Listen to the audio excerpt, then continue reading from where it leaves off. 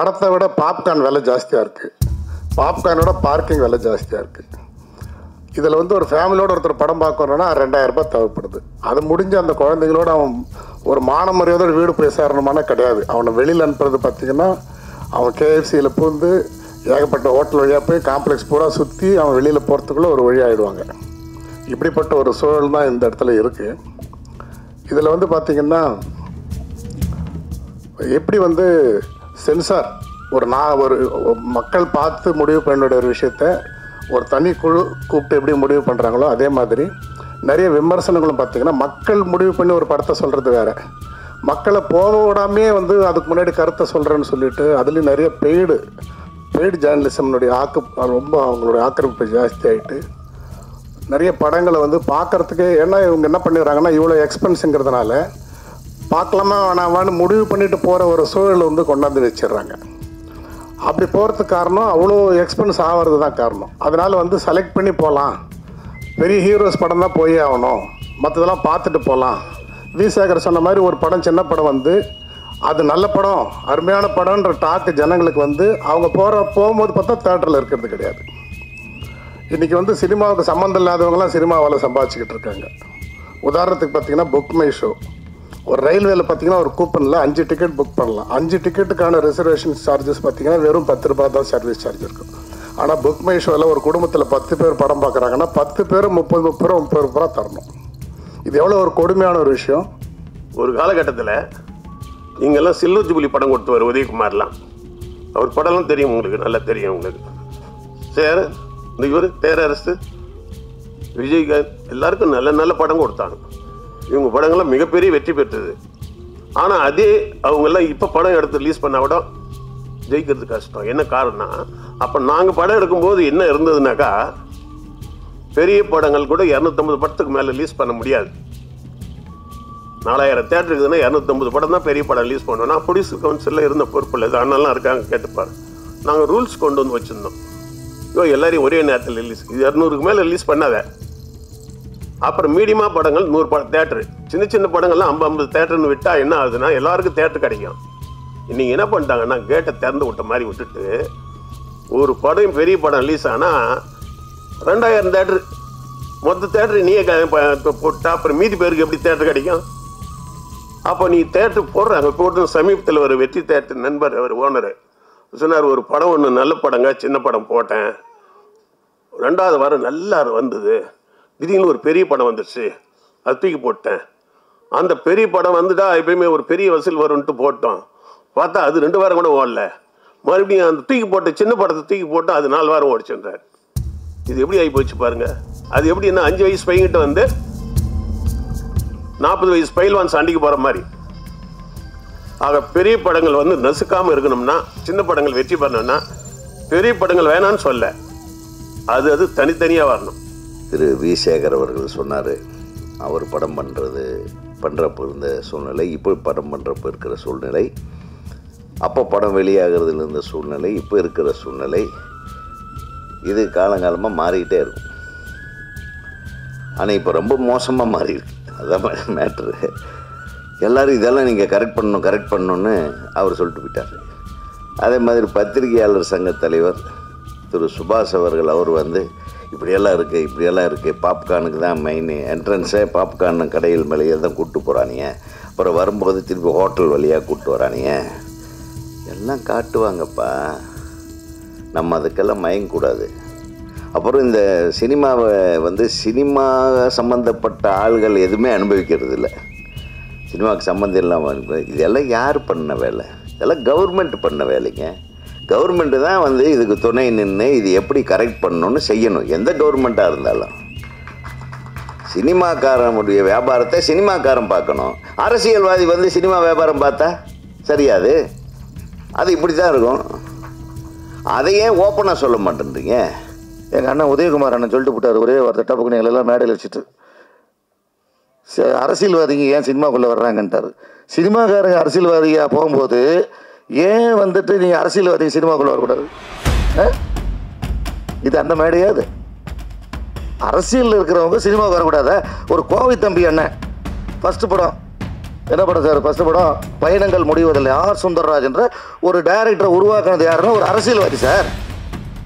அன்னைக்கு கோவை தம்பி, அவர் பேர் கோவிந்தசாமி, அதிமுகவில் எம்ஜிஆர் அமைச்சரவையில் மந்திரி ஆக்கிறதுக்காக இருந்தவர். ஒரு எம்எல்ஏ, கோவை மாவட்டத்தில் பிறந்து வளர்ந்தவர். அவர் ஒரு எம்எல்ஏ. அவரை வந்து எம்எல்ஏவாக இருக்கும்போது டைரக்டர் ஆர் சுந்தரராஜன் சார் போய் அப்ரோச் பண்ணி, அண்ணா நீங்கள் ஒரு படம் எடுக்கணுன்னு அப்படின்னு கதையை சொல்கிறாரு. ஒரு அரசியல்வாதி சினிமாவில் வர்றாரு, ஒரு பெரிய ஆர் சுந்தரராஜ் என்ற ஒரு டைரக்டரை உருவாக்குறாரு. அந்த மாதிரி பல படங்கள் எடுத்தினார். மணிரத்னத்தை கூட மணிரத்னம் சார் ஒரு படம் பண்ணார், இதய கோயில்னு. அவர் தான் ப்ரொடியூசர். அரசியல்வாதி சினிமாவுக்கு வரலன்னு உடனே சினிமாக்காரன் வந்துட்டு இது என்ன கதை இது? யாரையும் கெடுக்க முடியாது சார். அரசியல் சினிமாவை கெடுக்க முடியாது, சினிமா அரசியலை கெடுக்க முடியாது.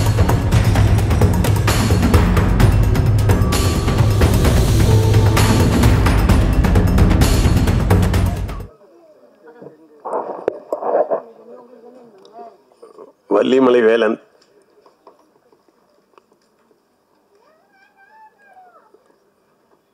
விழாவிற்கு சிறப்பிக்க வந்திருக்கக்கூடிய வெற்றி இயக்குனர் உதயகுமார்,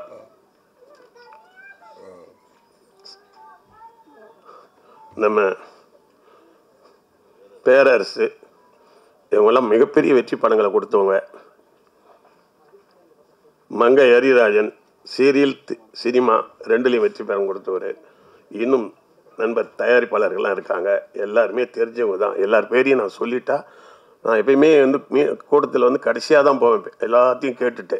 இன்றைக்கி முதல்ல அவசரமாக நான் ஒரு அப்பாயின்மெண்ட்டுக்காக போக வேண்டியதுனால நான் தனித்தனியாக பேர் சொல்ல முடியல. இந்த வெள்ளிமலை வேலன் வந்து படம் வெற்றி பெறணும்.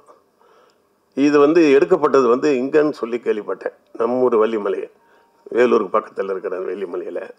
அது எங்கள் ஊர் திருவண்ணாமலைக்கு பக்கத்தில் இருக்கிற ஊர். இது இப்போ எதுவும் சில முருகன் சீசன் நினைக்கிறேன். இப்போ அதை ஒரு பக்கம் அரசியல்வாதிகளும் பார்த்தீங்கன்னா முருகன் மாநாடு போட்டுட்ருக்காங்க, மாறி போடுறாங்க இல்லையா? டெல்லியில் இருக்கிறவங்களாம் கூட விடுறதில்ல முருகனை. அகில உலக ஃபேமஸ் முருகன். இந்த சீசனில் முருகன் பேர் வச்சதுனால அவர் வெற்றி பெறுவார்ன்ற எனக்கு தோணுது. முருகன் தான் இப்போ சூப்பர் ஸ்டார் இன்றைய சூழ்நிலையில். ஆன்மீகத்திலையும் சரி, அரசியலையும் சரி, சினிமாவுக்கு வந்துட்டார் அவர். அந்த வகையில் இந்த படம் வெற்றி பெறும். அது போடும்போது நீங்கள் விளம்பரம் போடும்போது கூட அப்படி ஓரமாக ஒரு வேல் போட்டிருக்கீங்க, அது கொஞ்சம் முருகர் கூட கொஞ்சம் ஒன்று போட்டுருங்க ஓரமாக. அதாவது ஆன்மீக படம் மாதிரி இருக்கக்கூடாது, ஆனால் முருகர் ஏதோ உங்கள் எம்பலம் மாதிரி இருக்கட்டும் ஒன்று. அதுக்கு வந்து சீசன் இருக்குது இப்போ. அதனால் இந்த படத்தில் இருக்கிற கதாநாயகி, தயாரிப்பாளரே கதாநாயகி. எப்பயுமே வந்து கதாநாயகன்னா எல்லாம் எம்ஜிஆர் சரோஜா தேவி மாதிரியே இருக்கணும்னு அவசியம் இல்லை. அந்த படத்துக்கு பொருத்தமாக இருக்கணும். அந்த படம் எடுக்கிறது கிராம படம்னா கிராமத்துக்கு பொருத்தமாக இருக்கணும். சிட்டி படம்னா சிட்டிக்கு பொருத்தமாக இருக்கணும். உலகம் சுற்று வாலிபன் மாதிரி இருந்தால் எம்ஜிஆர் மாதிரி தான் இருக்கணும். இல்லைன்னா உலகம் சுற்றி பார்க்கறதுல வேஸ்ட்டு இல்லையா? அந்த மாதிரி வீரபாண்டி கட்டபொம்மன்னா சிவாஜி மாதிரி ஒத்துருந்தால் தான். அந்த மாதிரி இந்த படத்துக்கு ஏற்ற கதாநாயகிகள் புதுசு மாதிரியே தெரியல, நல்ல கூச்சம் இல்லாமல் நடிச்சிருக்காங்க, எல்லாம் பண்ணியிருக்காங்க. மற்றவங்களும் எல்லாருக்கும் இந்த டெக்னீஷியன்ஸ் எப்பயுமே என்ன பண்ணுவாங்கன்னாக்கா அந்த நடிகர்களை மட்டும் பாராட்டிட்டு டெக்னீஷியனை விட்டுருவான். ஏன்னா அவங்க பின்னாடி இருக்கிறாங்க, அவங்க தான் ஏற்கிறவங்க, மரத்துக்கு வேறு மாதிரி அவங்க. அந்த கேமராமேன், எடிட்டர், மொத்தம் அதில் இருக்கிற அனைத்து டெக்னீஷியனுக்கு என்னுடைய வாழ்த்துக்கள். இந்த படத்தை வந்து நீங்கள் வெளியிடும் பொழுது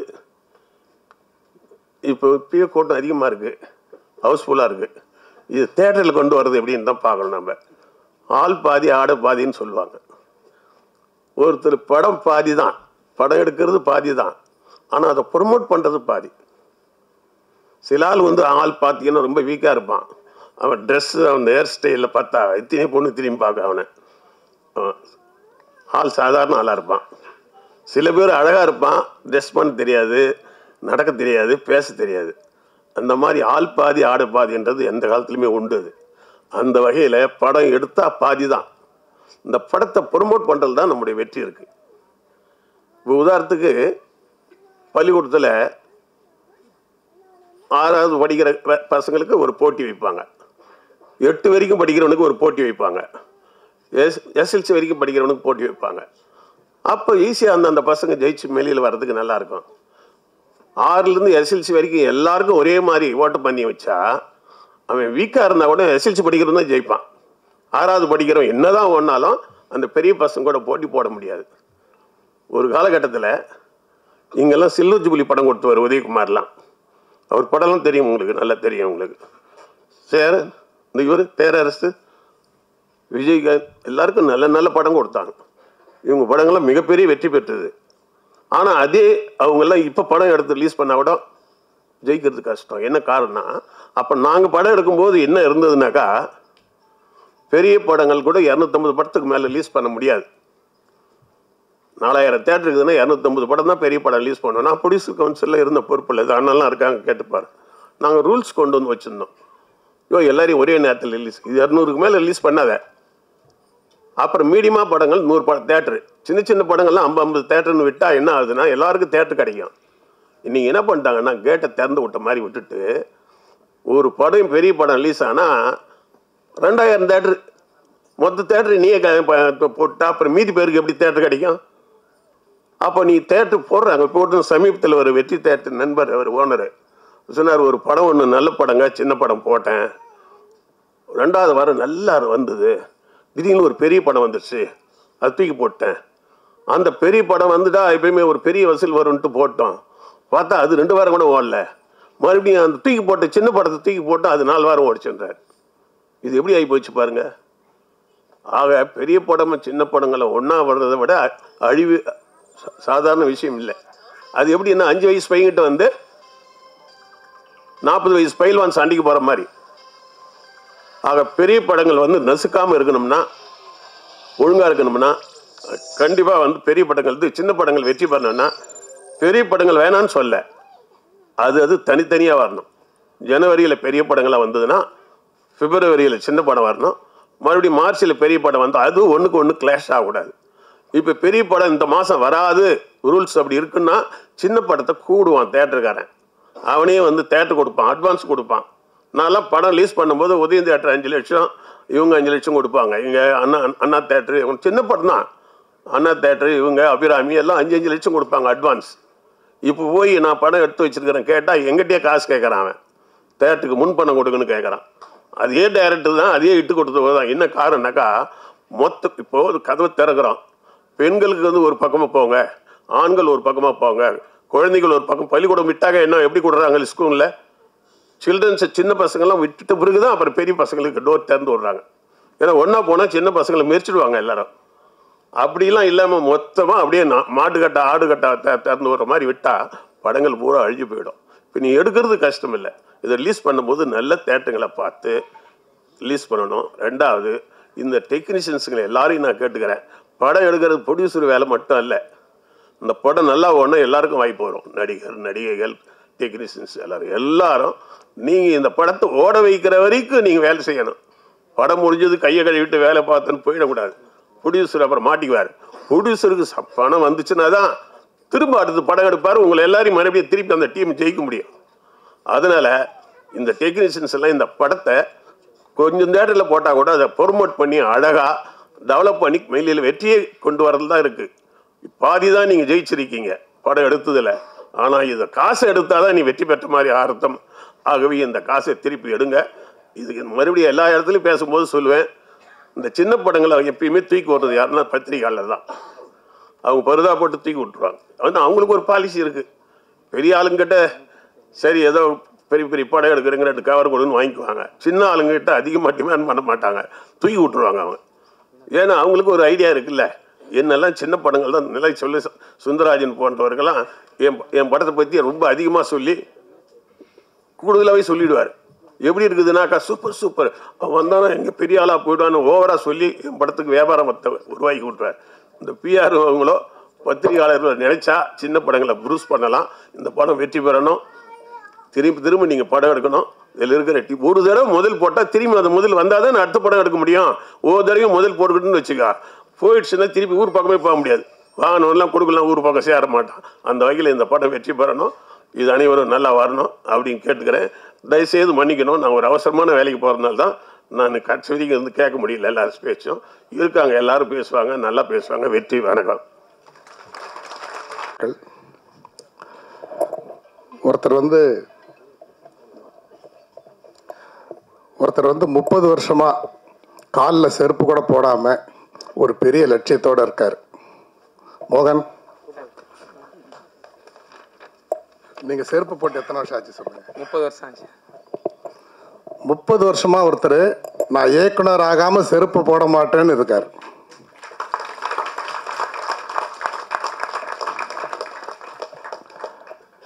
அவருடைய முயற்சி, அவர் 30 ஆண்டுகளாக பல்வேறு, அவர் ஒரு யூனிட்ல இருந்து கேமரா அசிஸ்டண்ட்டாக இருந்து என்னுடைய குருநாதர் ஆர் உதயகுமார் சார் படங்களெல்லாம் அவர் அசிஸ்டண்ட் கேமராமேனாக ஒர்க் பண்ணியிருக்காரு. என்னுடைய நண்பர் செல்வாவுடைய ஸ்கூலில் அவர் இன்றைக்கி ஒரு இயக்குனராக வந்திருக்காரு.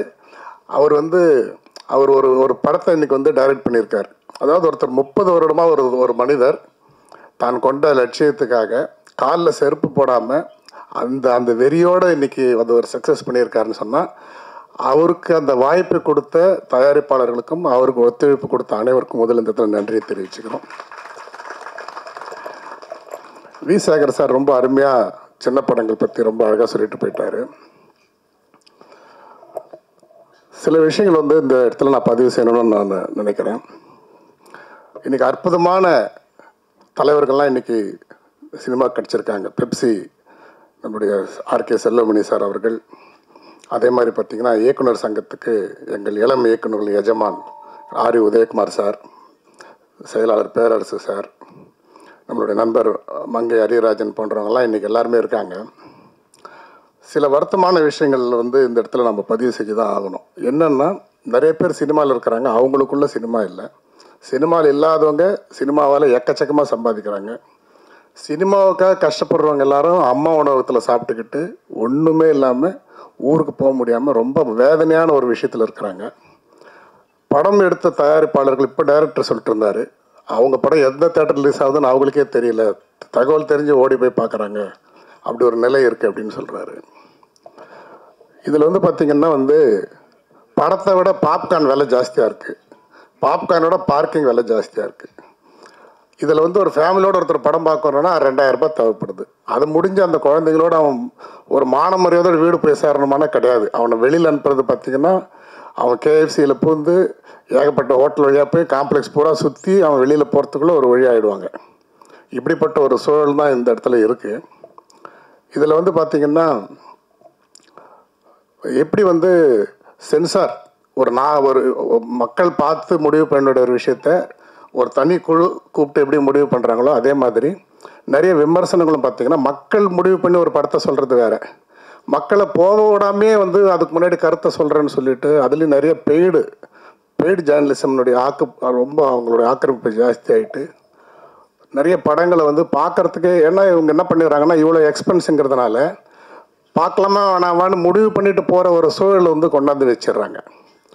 அப்படி போகிறதுக்கு காரணம் அவ்வளோ எக்ஸ்பென்ஸ் ஆகிறது தான் காரணம். அதனால் செலக்ட் பண்ணி போகலாம், பெரிய ஹீரோஸ் படம் தான் போயே ஆகணும், மற்றதெல்லாம் பார்த்துட்டு போகலாம். வி. சேகர் சொன்ன மாதிரி ஒரு படம், சின்ன படம் அது நல்ல படம், அருமையான படம்ன்ற டாக்கு ஜனங்களுக்கு அவங்க போகும்போது பார்த்தா தேட்டரில் இருக்கிறது கிடையாது. இன்றைக்கி சினிமாவுக்கு சம்மந்தம் இல்லாதவங்களாம் சினிமாவால் சம்பாதிச்சுக்கிட்டு இருக்காங்க. உதாரணத்துக்கு பார்த்திங்கன்னா, புக் மை ஷோ, ஒரு ரயில்வேல பார்த்திங்கன்னா ஒரு கூப்பனில் 5 டிக்கெட் புக் பண்ணலாம். 5 டிக்கெட்டுக்கான ரிசர்வேஷன் சார்ஜஸ் பார்த்திங்கன்னா வெறும் 10 ரூபா தான் சர்வீஸ் சார்ஜ் இருக்கும். ஆனால் புக் மை ஷோவில் ஒரு குடும்பத்தில் 10 பேர் படம் பார்க்குறாங்கன்னா 10 பேரும் 30 ரூபா தரணும். இது எவ்வளோ ஒரு கொடுமையான ஒரு விஷயம். நம்ம ஒரு 200 ரூபா கொடுத்து ஒரு படத்துக்கு போகிறோன்னு சொன்னால் அதில் ப்ரொடியூசருக்கு போகிற காசு எவ்வளோ?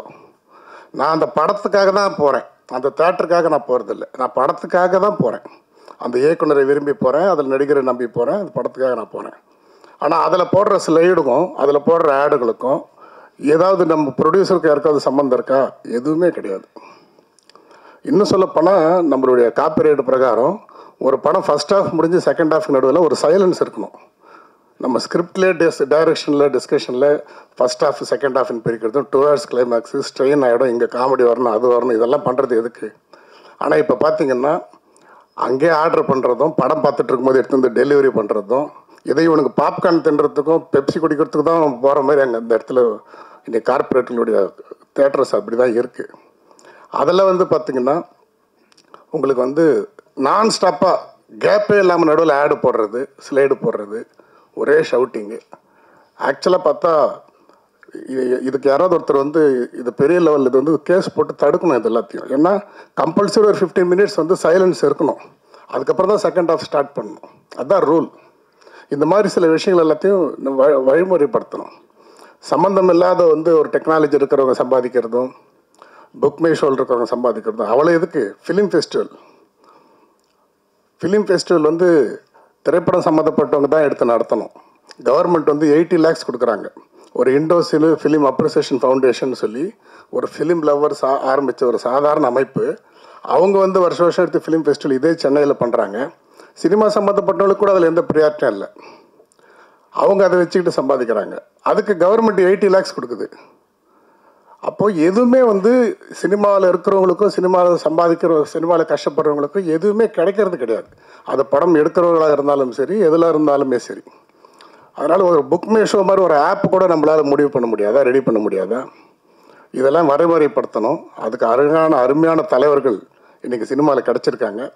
பாருங்கள், காலையிலேருந்து பேரரசு சார் இங்கேயே இருக்கார் தொடர்ச்சியாக.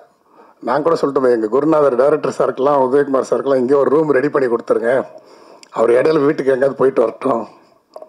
நிறைய படங்களுக்கு எந்த நடிகர்களை வந்து அவங்கள ப்ரமோட் பண்ணுறதுக்காக தாலியை விற்று நகையை அடமான வச்சு ஒரு தயாரிப்பாளர் படம் பண்ணி எல்லாம் செய்கிறாங்களோ அவங்களே அவங்க படம் ப்ரமோஷனுக்கு வர்றது கிடையாது. நிறைய பேர் வர்றது கிடையாது.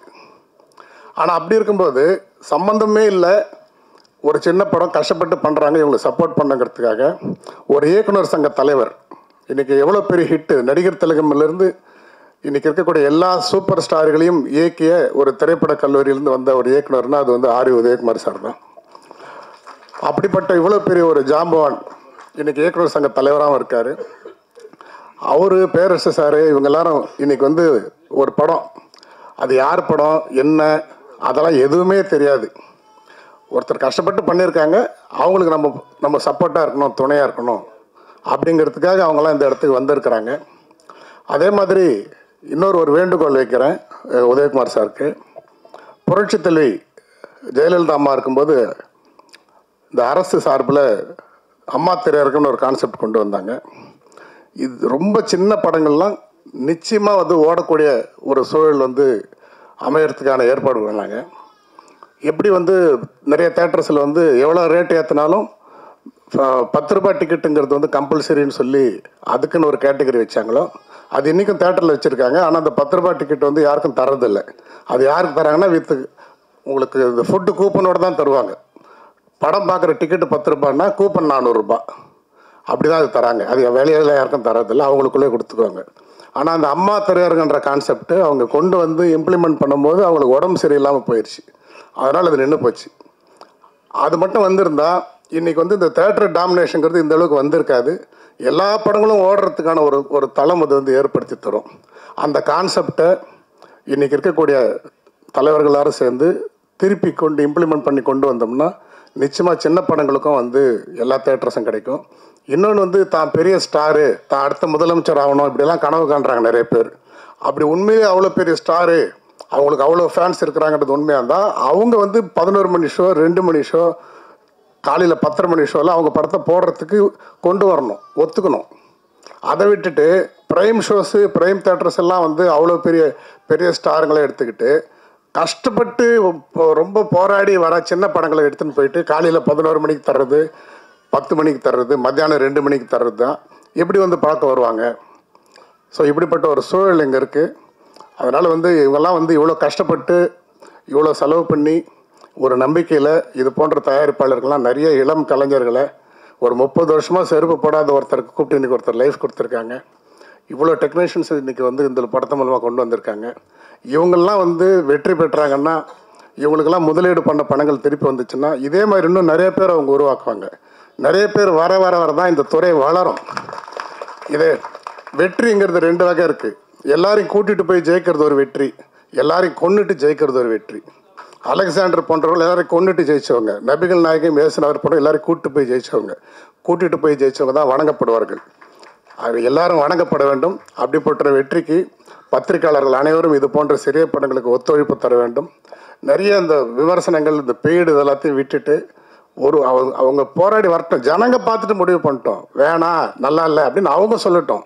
பார்க்குறதுக்கு முன்னாடி இது வேஸ்ட்டு, இது பார்க்குறதுக்கு தேவையில்லாத வேலைன்ற மாதிரிலாம் ரொம்ப நெகட்டிவாக சொல்லி அப்படி அதனால் எந்த விதமான பலனும் இல்லை. அவங்க முடிவு பண்ணட்டும். மக்கள் ஒரு படத்தை வேணான்னு சொன்னால் அதை 100% ஏற்றுக்கிறதுக்கு எல்லா கலைஞர்களும் தயாராக இருக்கிறாங்க. அதை பார்க்கவே கூடாதுன்னு தடுக்கிறத 1% கூட யாரும் ஏற்றுக்க முடியாது. அது போன்ற விஷயங்களை செய்ய வேண்டாம். சிறிய படங்களுக்கான அங்கீகாரத்தை எல்லாம் கொடுக்க வேண்டும். அதே மாதிரி இந்த அம்மா திரையரங்கம் போன்ற அந்த கான்செப்டை கொண்டு எல்லா படங்களுக்கும் எல்லாருக்கும் தேட்டர் கிடைக்கக்கூடிய ஒரு சூழல் ஏற்படுத்தணும். சினிமாவில் கஷ்டப்படுறவங்களுக்கான பலன் சினிமாவில் இருக்கவங்களுக்கே கிடைக்கணும். புக் மை ஷோ போன்றவர்கள், இந்த மாதிரி கியூபு போன்றவர்கள், சினிமாவுக்கு சம்மந்தம் இல்லாத கார்ப்பரேட் முதலாளிகள் இவர்களுடைய ரத்தத்தை சுரண்டி அவர்கள் மட்டும் வாழ்வதை தடுக்கிறதுக்கு எல்லாரும் ஒரு அணியில் திரண்டு அதற்கான விஷயத்தை ஏற்படுத்தணும்னு சொல்லி கேட்டுக்கிட்டு படக்குழு அனைவருக்கும் நன்றி கூறி விடைபெறுகிறேன். நன்றி, வணக்கம். அனைவருக்கும் மாலை வணக்கம். வள்ளிமலை வேலன் திரைப்பட ஆடியோ ரிலீஸ் மற்றும் ட்ரெய்லர் வெளியீட்டு விழாவுக்கு வந்திருக்கும் அனைவருக்கும் எனது வாழ்த்துக்கள்.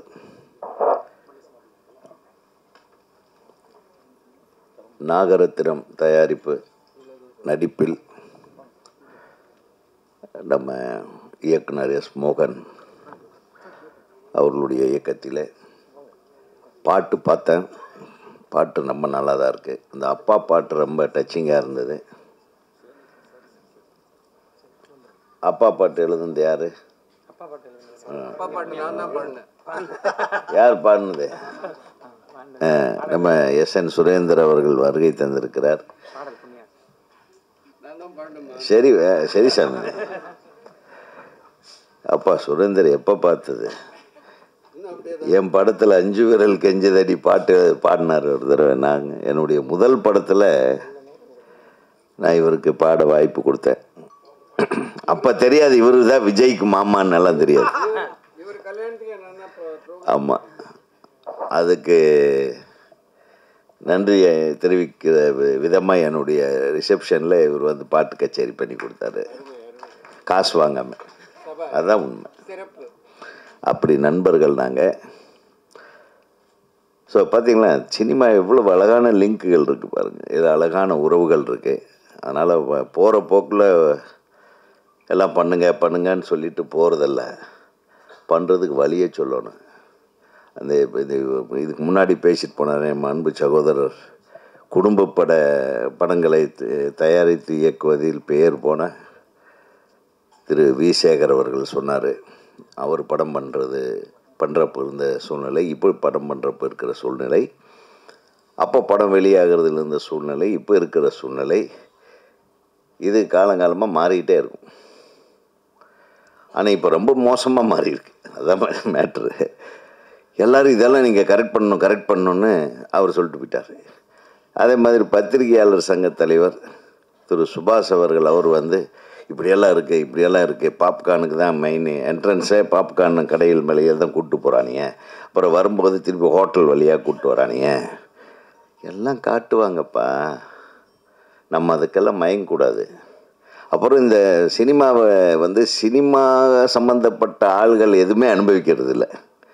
சினிமாவுக்கு சம்மந்தம் இல்லாமல் இதெல்லாம் யார் பண்ண வேலை? இதெல்லாம் கவர்மெண்ட் பண்ண வேலைங்க. கவர்மெண்ட்டு தான் இதுக்கு துணை நின்று இது எப்படி கரெக்ட் பண்ணணும்னு செய்யணும், எந்த கவர்மெண்ட்டாக இருந்தாலும். சினிமாக்காரனுடைய வியாபாரத்தை சினிமாக்காரன் பார்க்கணும். அரசியல்வாதி சினிமா வியாபாரம் பார்த்தா சரியாது, அது இப்படி தான் இருக்கும். அதையே ஓப்பனாக சொல்ல மாட்டேன்றீங்க. சினிமாக்காரன் அந்த காலத்தில் நம்ம திரைப்படங்கள், ஒரு இயக்குனர், உதவி இயக்குனர்கள் உட்காந்து கதை பண்ணுவோம். தயாரிப்பாளர் கதை ரெடிங்களா, அவுட்லைனு ஹீரோக்கிட்ட சொல்லிட்டிங்களா? ஹீரோ அவ்வளோ சீக்கிரம் கதையெல்லாம் ஓகே பண்ண மாட்டாங்க. அப்புறம் ப்ரொடியூசர் கேட்பார். இப்போல்லாம் எல்லாருமே கேட்பாங்க. அப்புறம் எங்கள் சில ப்ரொடியூசர்கள் எதுக்கும் ஒரு வார்த்தை நம்ம டிஸ்ட்ரிபியூட்டர்கிட்ட ஒரு தடவை ஒரு நாள் சொல்கிறீங்களாம்பார். அந்த டிஸ்ட்ரிபியூட்டர்களுக்கு கூட அந்த கதை ஞானம் இருக்குது.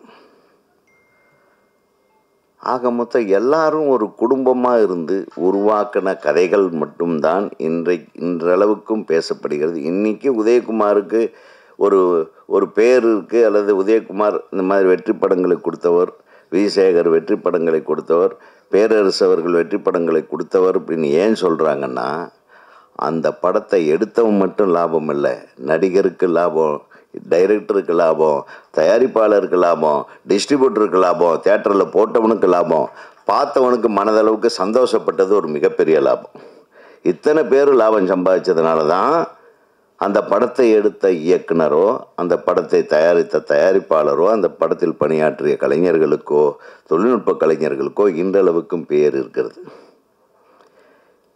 இப்போ இது எப்படி ஈக்குவலாக டிஸ்ட்ரிபியூட் ஆச்சு? அதுக்கு பத்திரிகையாளர்கள் தான் மெயின். ஒரு படத்தை நான்லாம் வந்து சின்ன கவுண்டர் படத்தை எல்லா பத்திரிகையாளர்கிட்டையும் இன்டர்வல் வரையிலும் கதையை சொல்லிட்டேன். எங்கே கூப்பிட்டு பொள்ளாச்சியில் ஒரு ரூம் போட்டு எல்லாத்துக்கும் ஒரு 40 பேர் இருப்பாங்களா? எப்படி நம்ம 20 பாருங்க கணக்காக சொல்கிறாங்க. அத்தனை பேர்த்துக்கு கதை தெரியும். இன்றைக்கி எந்த டைரக்டராவது ஓப்பனாக கதையை எவனாச்சுக்கிட்டு சொல்ல முடியுமா? சொல்லுங்கள். அது யாருக்கிட்ட சொல்லியிருக்கேன்? என்னுடைய பத்திரிகை நண்பர்களை பற்றி எவ்வளவு கண்ணியமானவர்களாக இருந்தோம். அப்போ இன்னைக்கு இல்லையா? இன்னைக்கு ஒரு சிலர் கண்ணியமாக இல்லை. அதனால் மற்றவங்க கண்ணியமாக இருக்கிறதா இருக்கக்கூடாதான்னு தெரியாத கன்ஃபியூஷனில் இருக்காங்க. சினிமா எங்கே சரி செய்யப்பட வேண்டுமோ, ஒரு சினிமாவுக்கு வந்து அந்த காலத்தில் சொல்லுவாங்க, இந்த பராசக்தியே எடுத்துக்கங்க, ஒரு 10-15 நாள் ஷூட் பண்ணிட்டு இந்த படமெல்லாம் வேண்டாம் அப்படின்னு ஏவி மேயப் செட்டியார் சொல்லிட்டார். சிவாஜி வேண்டாம், இந்த மாதிரி இந்த படத்தை அப்படியே தூக்கி போடுங்க. அப்புறம் இன்னொரு இணை தயாரிப்பாளர், அவர் பேர் என்ன, பெருமாள் முதலியார், அவர் வந்து படத்தை பார்த்துட்டு இல்லை சிவாஜி தான் இருக்கணும், இந்த படத்தை திருப்பி எடுக்கணும், அப்படி ஒரு கருத்து மோதல்கள் வந்து அதன் விளைவாக ஒரு நல்ல விஷயங்களை, ஒரு நல்ல ரிசல்ட்டை கொண்டு வந்து ஒரு படத்தை உருவாக்கின காலங்கள் வேறு. இன்றைக்கி தயாரிப்பாளருக்கு என்ன அவங்க படம் எடுக்கிறாங்கன்னு அவங்களுக்கே தெரியல. பெரிய படங்கள் எடுக்கிற தயாரிப்பாளர்கள் அப்படி தெரிஞ்சுக்கணுன்னு ஆசைப்பட்டாங்கன்னா அவங்க படம் பண்ண முடியாது. புரியுதா? இப்போ யாருக்கு தெரியும்? ஆண்டவனுக்கு தான் தெரியும். சரி, அப்படி இல்லை. சின்ன படங்கள் அவன் வந்து அந்த தொப்புள் கொடியிலிருந்து அப்படியே போட்டு வளர்த்து எடுத்து அது எப்படியாவது ஒரு கதை பண்ணணும், இப்படி ஒரு கதை பண்ணோன்னு அவன் தவம் இருந்து கொண்டாந்து அது ஒரு நல்ல படத்தை ஒரு நல்ல தயாரிப்பாளர் கிடச்சி பல கஷ்டங்களுக்கு நடுவில் ஒரு படத்தை தயாரித்து முடிச்சவனுக்கு தியேட்டர் கிடைக்கிறதில்ல. தியேட்டரு இந்த மாதிரி தியேட்டரு கிடைக்காததுக்கு காரணம் என்ன? இந்த டிக்கெட் விற்கிறதுக்கு காரணம் என்ன? ஏன் அது இது எல்லாம் சரிப்படுத்தக்கூடிய ஒரே ஒரு ஆள் சினிமா இண்டஸ்ட்ரியில் அரசாங்கத்தையும் விட தயாரிப்பாளர் தான். இன்றைக்கி அந்த தயாரிப்பாளர் சங்கம் எப்படி இருக்குது பாருங்கள், பாவமாக இருக்குது. தயாரிப்பாளர்கள் சங்கம்ன்றது எப்படி இருக்கணும்னா, எல்லா சங்கத்துக்கும் தலைமை தாங்கிற ஒரு அற்புதமான அவங்க வந்து முடிவு பண்ணுங்க. தயாரிப்பாளர் தாங்க எல்லாத்துக்கும் தலைவர் ஒரு சினிமாவுக்கு. ஒரு மிகச்சிறந்த தயாரிப்பாளர்கள், அதான் சொன்னேன். அந்த காலத்தில் வந்து நான் எடிட்டிங் பண்ணிகிட்டு இருந்தேன். சுஜாதாஸ் எடிட்டிங்னு சொல்லுவாங்க. திரு பாலாஜி அவர்கள் இயக்குனர், தயாரிப்பாளர் பாலாஜி அவர்களுடைய ஆஃபீஸு இங்கே எக்மோரில். அப்போ அசிஸ்டண்ட் நம்ம எடிட்டிங், நம்ம படத்தோட எடிட்டிங்க்கு சுபாஷ் அவர்கள் அசிஸ்டண்ட். அப்போது அவருடைய ரூமை கிராஸ் பண்ணி தான் நான் எடிட்டிங் போவேன். சார், நான் எந்த டைமுக்கு வர்றேன், எந்த டைமுக்கு போகிறேன்னு என் அசிஸ்டன்ஸுகளுக்கு தெரியுதோ இல்லையோ, என் தயாரிப்பாளருக்கு தெரியுதோ இல்லையோ, நான் கரெக்டாக காலையில் 7:30 மணி 8 மணிக்கு அங்கே இருக்கிறேன்னா, உதயகுமார் 8 மணிக்கு வந்துடுவார், அவர்கிட்ட இந்த சாவியை கொடுத்துருன்னு சொல்லி கொடுத்துட்டு போவார் பாலாஜி சார். நான் எதுக்கு சொல்ல வரேன்னு கேளுங்க. ஒரு நாள், சார் என்ன சார் இப்படி, நான் 8 மணிக்கு சரியாக வருவேன்னு உங்களுக்கு எப்படி சார் தெரியும்? நீ உழைப்பாளி, நீ உன் படத்துக்காக எப்படி உழைக்கிறன்றது எனக்கு தெரியும். நான் உங்கள் ப்ரொடியூசருக்கே ஃபோன் பண்ணி சொன்னேன், அவர் 8 மணிக்கு இங்கே தான் இருப்பார், நீங்கள் வாங்க அப்படின்னு சொன்னேன் அப்படின்னு சொல்லுவார்.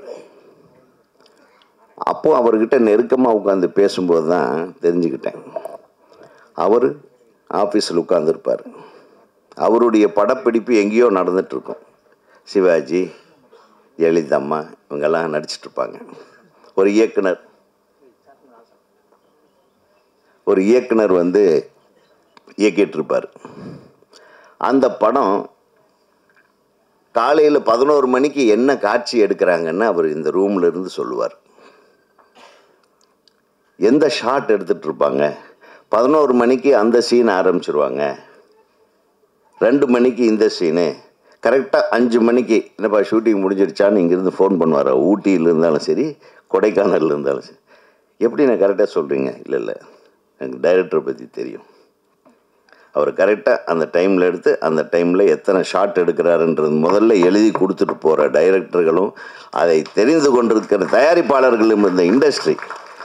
இன்றைக்கி எத்தனை தயாரிப்பாளர்களுக்கு சினிமான்னா என்னன்னே தெரியாத தயாரிப்பாளர்கள் நிறைய பேர் இருக்காங்க. இங்கே வந்து மாட்டிக்கிட்டு தெரிஞ்சுக்கணும். இவங்கனால தான் எதுக்கு நம்ம கியூபுக்கு இவ்வளோ காசு கட்டுறோம். கியூபுன்னா என்னன்னே தெரியாத தயாரிப்பாளர்கள் தான் இங்கே இருக்காங்க. ஸோ நீங்கள் பேசுகிறீங்க தம்பி, இது இந்த மேடையில் பேசுகிறீங்க. நேராக தயாரிப்பாளர் சங்கத்துக்கு போயிட்டு அவங்கள எல்லாத்தையும் ஒரு மீட்டிங் போட்டு பாரு. அது ஈசி மெம்பர் இருக்கிறப்ப ஈசி மீட்டிங் நடக்க போகுது. இன்னும் கொஞ்சம் ஒரு பேப்பரில் கூட எழுதி கொடுத்துரு என்னென்ன பேசணும்னு. ஸோ சினிமா காப்பாற்றப்பட வேண்டும். நான் என்ன சொல்ல வரேன்னா, நானும் ஈசி மெம்பராக இருந்தேன். ஒரு 10-15 ஒரு 5 தடவை 4 தடவையோ இருந்தேன். 5ஆவது தடவை இருந்தால் தான் திருப்பி என்னை நிற்க முடியும், இல்லைன்னா நிற்க முடியாதுன்னு சொல்லி என்னை விரட்டி அடிச்சாங்க. நான் ஒருத்தன் தான் கொஞ்சம் குரல் கொடுத்துட்டு இருந்தேன், அதையும் இங்கே எடுத்துவிட்டேன். நீ கேட்குறிய இந்த கேள்விகள்லாம் நான் கேட்டது. ஒரு புக் மை ஷோவை ஒரு தயாரிப்பாளர் சங்கத்தில் ஒரு சர்வரை வச்சு நம்ம பண்ண முடியாதா? நம்மக்கிட்ட காசு இருந்தால் இயக்குனர் சங்கம் பண்ண முடியும். ஆனால் அதுக்குள்ளே ஒரு சின்ன வியாபாரம் இருக்குது.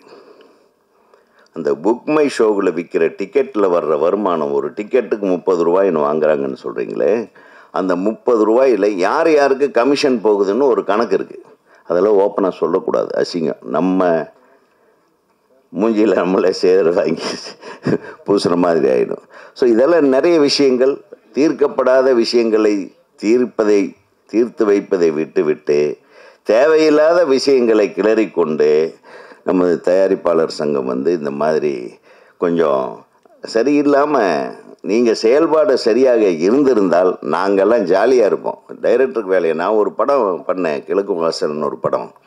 சத்யஜோதி தியாகராஜன் அவர்கள் தயாரிப்பாளர்.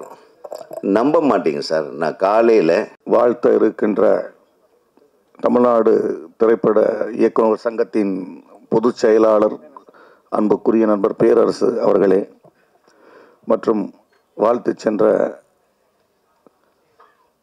ஜாம்பவான்களே, இன்னைக்கு வந்து இந்த மேடை வந்து வள்ளிமலை வேலன் மேடை.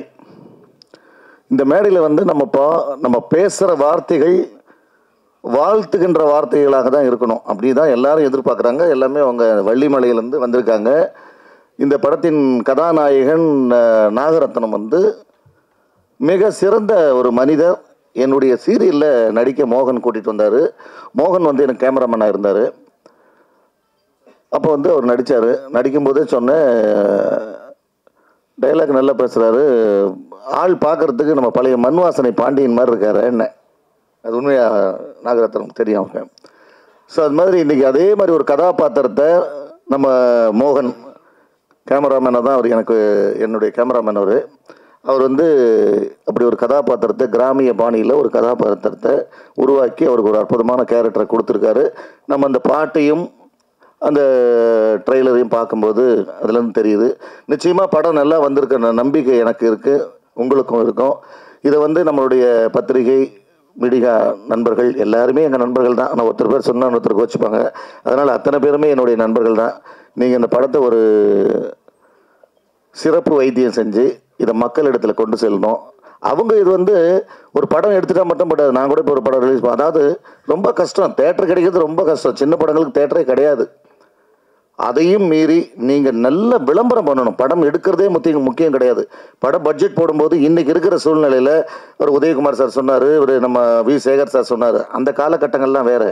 இப்போ படம் எடுக்கும்போது நானே கிட்டத்தட்ட ஒரு வருஷம் படம் எடுக்கணும்னு போகிறது வர்றது இப்படி பேக் அடிச்சுட்டே இருக்கேன். என்னென்னா ஆர்டிஸ்ட் இருந்தால் எடுக்கணும், இல்லை வேணாம், அப்படி ஒரு பயம்லாம் இருக்குது. கதையை கதை மேலே நம்பி பந்தயம் கட்டலாம். படம் அந்த மாதிரி படமும் ஒரு 100 படத்தில் ஒரு 5 படம் ஜெயிக்குது, அதுவும் இல்லைன்னு சொல்லலை. ஆனால் இன்றைக்கி கிட்டத்தட்ட 35 வருஷம் 37 வருஷமாக அந்த ஃபீல்டில் இருக்கோம். நமக்கு இன்னமும் அந்த பயம் வந்துக்கிட்டே இருக்குது. என்ன காரணம்னா, இன்றைக்கி இருக்கிற காலகட்டத்தில் ஒரு படம் எடுக்கணும்னா முதல்ல விளம்பரத்தை ஃபஸ்ட்டு, விளம்பரம் தான் மெயின். விளம்பரம் இருந்தால் மட்டும்தான் அந்த டிஸ்ட்ரிபியூட்டர் திரும்பி பார்க்குறாங்க, தேட்டருக்காரங்க திரும்பி பார்க்குறாங்க, ஒரு மீடியேட்டர்ஸ் அந்த கொண்டு போகிற மீடியேட்டர்ஸ் திரும்பி பார்க்குறாங்க. முதல்ல விளம்பரத்துக்கு ஒரு பெரிய நீங்கள் விளம்பரத்தை உருவாக்கணும். அப்புறம் தான் நீங்கள் அந்த படத்தை பற்றியே நீங்கள் அந்த ப்ரொமோஷன்ஸில் முதல்ல கவனம் செலுத்தணும். அதை இன்றைக்கி நான் என்னுடைய நண்பர் மோகனுக்கு நான் இது ஒரு வேண்டுதலாக வைக்கிறேன். இன்னொரு விஷயம் என்னென்னா, எல்லாருமே பேசுனாங்க, ஒரு செருப்பு கதை சொன்னாங்க, அந்த காதலிகன். அதாவது அவர் சொன்னார், நான் இன்றைக்கி வரும்போது மோகன்கிட்ட சொன்னேன், என்னை கூப்பிட்டம்போது, மோகன் நான் செப்பல் வாங்கிட்டு வரட்டுமான்னு கேட்டேன். வேண்டான்னாரு. இல்லை சார், ரிலீஸ் பண்ணதுக்கப்புறம் தான் அப்படின்னாரு. அதனால் ஒரு சால்வை மட்டும் கொண்டு வந்தேன், அவருக்கு ஒரு வாழ்த்து சொல்லி சால்வை போடுறதுக்காக.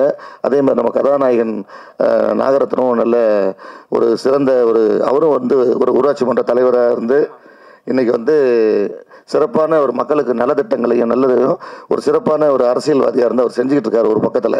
இப்போ அவர் சினிமாவுக்குள்ளே வந்துட்டுருக்காரு. ஒரு அரசியல்வாதி சினிமாவுக்குள்ளே வந்திருக்காரு. இப்போ எங்கள் அண்ணன் உதயகுமார் அண்ணன் சொல்லிட்டு போட்டார், ஒரே வார்த்தை டப்புக்கு எங்களெல்லாம் மேடையில் வச்சுட்டு, அரசியல்வாதிங்க ஏன் சினிமாக்குள்ளே வர்றாங்கன்ட்டார். சினிமாக்காரங்க அரசியல்வாதியாக போகும்போது ஏன் நீங்கள் அரசியல்வாதிங்க சினிமாக்குள்ளே வரக்கூடாது?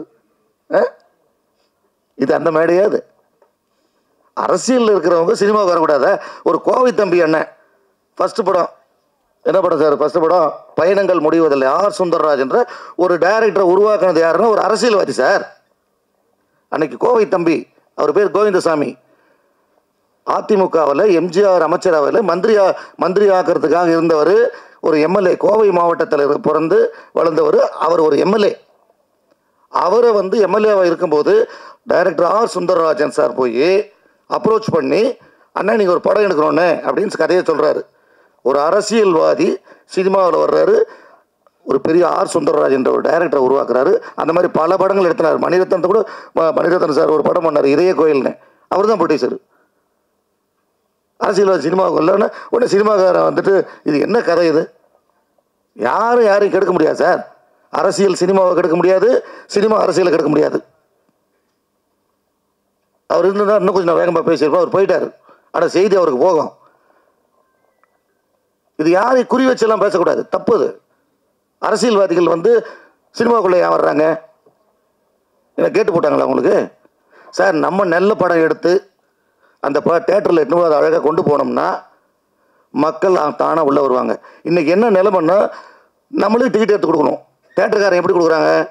படம் எடுத்த உடனே தேட்டர் வாடகை 2 டேர்ம்ஸ் போடுறாங்க. ஒன்று, தேட்டர் மேனேஜர்கள் கவர் வாங்கிட்டு படத்தை போடுறாங்க, ஒரு கண்டிஷன் போடுறாங்க. ஒரு நாளைக்கு நீங்கள் 40 டிக்கெட் எடுக்கணும். அந்த ப்ரொடியூசர் ஒரு வாரத்துக்கு டிக்கெட் நீங்கள் எடுக்கணும். அதுக்கு மேலே ஆடியன்ஸ் வந்தால் அந்த பணம் ஷேர் வரும் உங்களுக்கு. 70-40 தேட்டருக்காரங்களுக்கு 70 போகும். நம்ம படம் ப்ரொடியூசருக்கு 30% வரும். அதுக்கப்புறம் எல்லா டேக்ஸஸ் எல்லாம் போக வரும். ஆனால் அவங்க சொல்கிற ஒரே கண்டிஷன்ஸ், நீங்கள் டெய்லி டிக்கெட் எடுக்கணும். இன்னொன்று வாடகை. ஒரு வாரத்துக்கு வாடகை கொடுத்துருங்க, ஒரு ஷோ கொடுக்குறேன், அந்த வாடகை. அதுக்கப்புறம் உள்ளுக்குள்ள ஒரு கண்டிஷன். என்ன கண்டிஷன் போடுறாங்க? சார், நீங்கள் டிக்கெட் எடுத்துட்டால் மட்டும் பத்தாது, உள்ள ஆடியன்ஸையும் நீங்களே கொண்டு வரணுன்றாங்க. இது எல்லாம் தாண்டி ஒரு படம் ஜெயிக்குதுன்னா அந்த படம் ஒரு சிறந்த படமாக, சிறந்த கதையுள்ள படமாக இருந்தால் மட்டுமே அந்த படம் ஜெயிக்கும். அந்த வகையில் உங்கள் அனைவருடைய ஆசீர்வாதத்தோட இந்த படம் நிச்சயமாக நல்ல அருமையான தேட்டர்களுக்கு கிடச்சி இந்த படம் நல்ல ஒரு கருத்துள்ள படமாக மக்கள் ஏற்றுக்கிட்டு வியாபார ரீதியாக இந்த படம் வெற்றி கொடுத்து, இந்த படம் ரிலீஸ் ஆகிற அன்றைக்கி எங்கள் மோகனுக்கு நான் தான் செப்பல் வாங்கி கொடுக்க போகிறேன். அதே மாதிரி இந்த படத்தின் கதாநாயகன், தயாரிப்பாளர்களும் என்னுடைய வாழ்த்துக்கள். நம்ம வள்ளிமலையிலேருந்து அந்த ஊரில் மக்கள் எல்லாருமே வந்திருக்கீங்க. சென்னை சினிமா உங்களை அன்போடு வரவேற்கிறது. நன்றி.